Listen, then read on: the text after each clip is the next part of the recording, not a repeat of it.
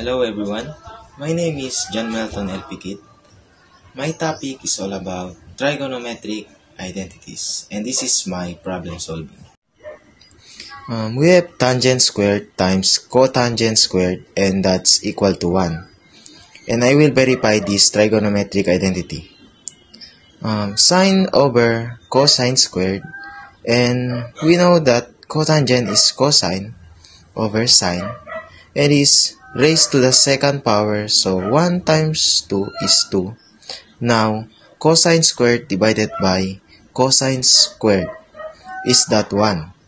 Sine squared divided by sine squared 1. So, basically, 1 times 1, which is 1.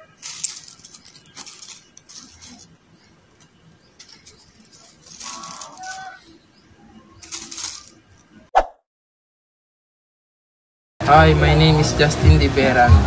We are talking about inverse trigonometric function.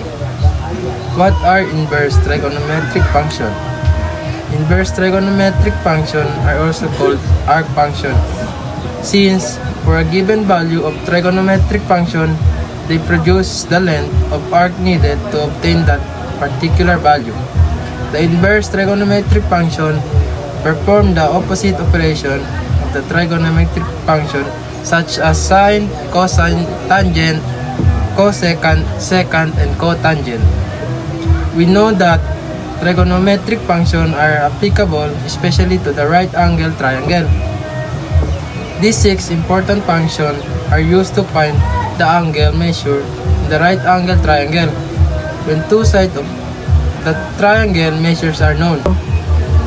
There are particularly 6 inverse trigonometric functions for each trigonometric ratio. The inverse of 6 important trigonometric functions are the arcsine, arccosine, arctangent, arccotangent, arcsecant, and the last one, arccosecant.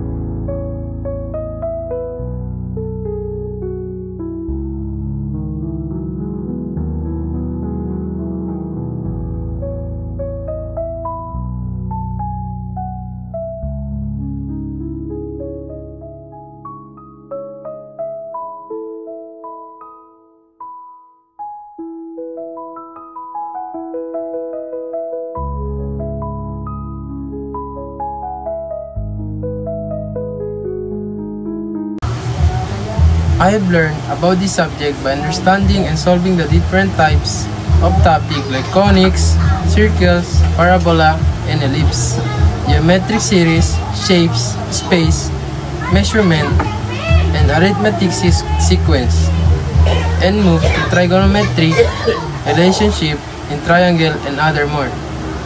These subjects help us to improve our mathematical skills, and sometimes we have to face the hard challenges to try our knowledge.